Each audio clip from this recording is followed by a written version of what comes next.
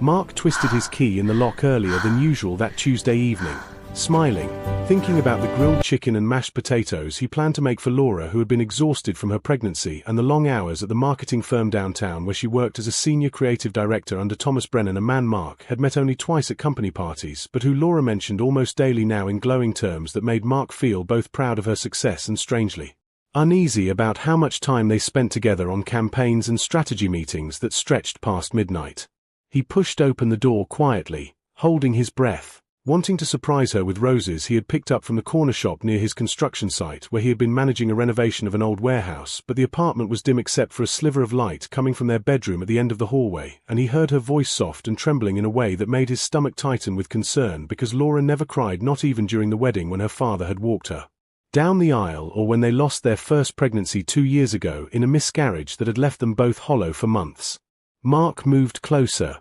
breathing shakily, his work boots silent on the hardwood floor as her words became clearer, and he realized she was on the phone speaking in a hushed urgent tone that felt like a secret being shared with someone who mattered more than he did, and his heart began to pound against his ribs like a prisoner trying to escape as he pressed himself against the wall just outside the bedroom door where he could hear everything but remain invisible to the woman he had loved since college. When they met in a coffee shop during finals week and talked about dreams and forever, Laura's voice cracked, crying softly, as she said the words that would replay in Mark's mind for weeks like a song he couldn't forget no matter how hard he tried. The words hung in the air like poison, voice trembling, as Laura whispered into the phone that she didn't know whose baby it was anymore because the timing matched up with both Mark and Thomas, and she had been living in terror for 3 weeks since the doctor confirmed the pregnancy, wondering if the child growing inside her belly belonged to her husband who worked 70 hours a week to give her everything she wanted, or to her boss who made her feel alive and seen in ways she had forgotten were possible during late-night meetings that turned into dinners and dinners that turned into hotel rooms where guilt couldn't reach her until the morning light came flooding through expensive curtains.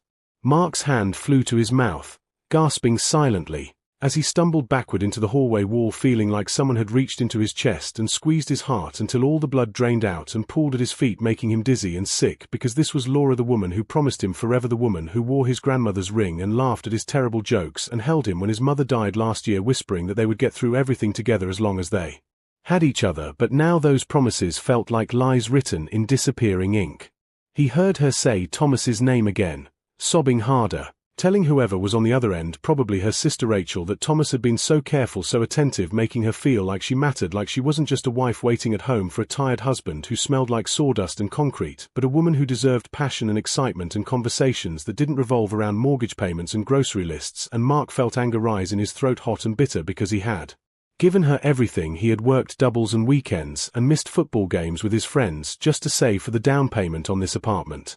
Mark didn't sleep that night, staring at the ceiling, lying beside Laura, who had finally come to bed around midnight, her eyes red and puffy from crying, though she told him it was just pregnancy hormones making her emotional, and he nodded and kissed her forehead like he always did, while inside he was screaming, wanting to shake her and demand the truth, but something held him back, maybe fear, maybe pride, maybe the desperate hope that he had misheard everything and this was all some terrible nightmare he would wake up from soon when the alarm clock rang at 5:30 for his morning shift. The next 3 weeks became a performance, Forcing Smiles, where Mark played the role of devoted husband while secretly watching Laura for signs of deception, studying the way she texted constantly during dinner and how she dressed more carefully for work now, wearing perfume that cost more than their electric bill and heels that made her legs look longer, and how she stayed late at the office 3 times a week claiming big presentations and client emergencies that Thomas needed her expertise to handle, while Mark ate microwaved leftovers alone in their apartment, wondering if she was thinking about him at all or if Thomas had erased him completely from her heart.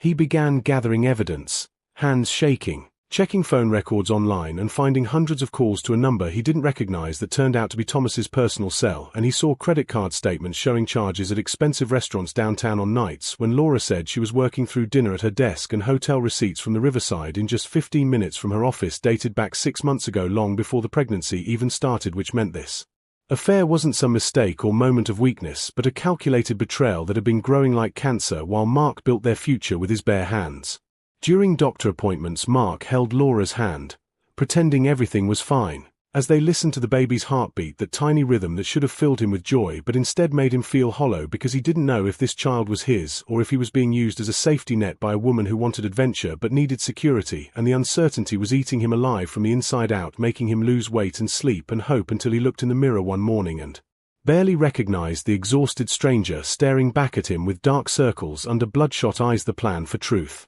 Mark decided he couldn't live in limbo anymore, clenching his fists. So he made a plan that felt both necessary and destructive, because sometimes love required truth even when truth would destroy everything they had built together over 8 years of marriage and shared dreams and whispered promises in the dark when the world felt small enough to hold in their hands, and he realized that living with a lie was worse than facing whatever painful reality waited on the other side of confrontation. He hired a private investigator named David Chen, voice steady, a former police detective who specialized in infidelity cases and who promised discretion and evidence that would hold up in court if Mark decided to divorce Laura, though the word divorce made his throat close up because he had never imagined his life without her, had never planned for a future where he came home to silence instead of her laughter, or where holidays meant splitting custody of children who might not even carry his DNA. In their cells, David worked fast, showing photographs, delivering pictures within a week that showed Laura and Thomas leaving the Riverside Inn together on a Wednesday afternoon when she had texted Mark saying she was meeting a client for lunch, and other photos of them in Thomas's BMW parked at a scenic overlook where their silhouettes were pressed together in the front seat like teenagers who couldn't wait to get home, and Mark felt something break inside him that he knew would never heal completely no matter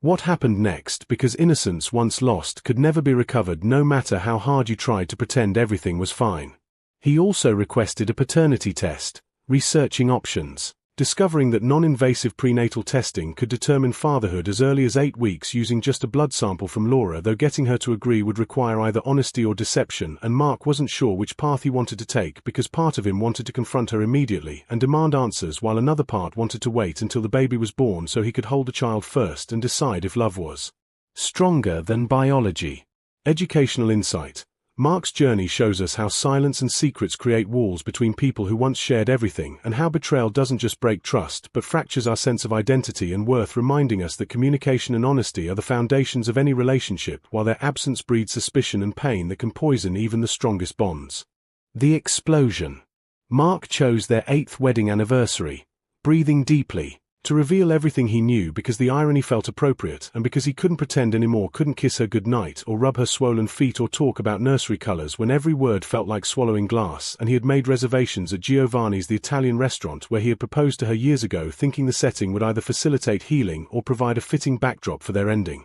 Laura arrived looking beautiful, smiling nervously, in a blue dress that hugged her small baby bump, and she seemed happy, almost relieved, as if she thought they were finally reconnecting after weeks of Mark being distant and distracted, but she didn't know that he had invited 2 other guests to join them. And when Thomas walked through the door followed by his wife Patricia, whom Mark had contacted 3 days earlier, Laura's face went pale, gasping, and she grabbed the table edge like she might faint or run or disappear into thin air. Mark stood up, voice cold, and laid the photographs on the white tablecloth between the wine glasses and bread baskets, spreading them out like a card game where everyone had already lost, and he watched Laura's eyes fill with tears, crying uncontrollably, as Patricia picked up each image with shaking hands, her own face crumbling as she realized her husband of 15 years had been living a double life. And Thomas tried to speak, tried to explain, but Mark cut him off, saying that explanations were just excuses dressed up in better vocabulary. He told them all, voice breaking, that he had scheduled a paternity test for next week and that Laura would be taking it whether she wanted to or not, because he deserved to know the truth and this child deserved to know who their father was, and that lies had already done enough damage to last several lifetimes. And Laura reached for his hand,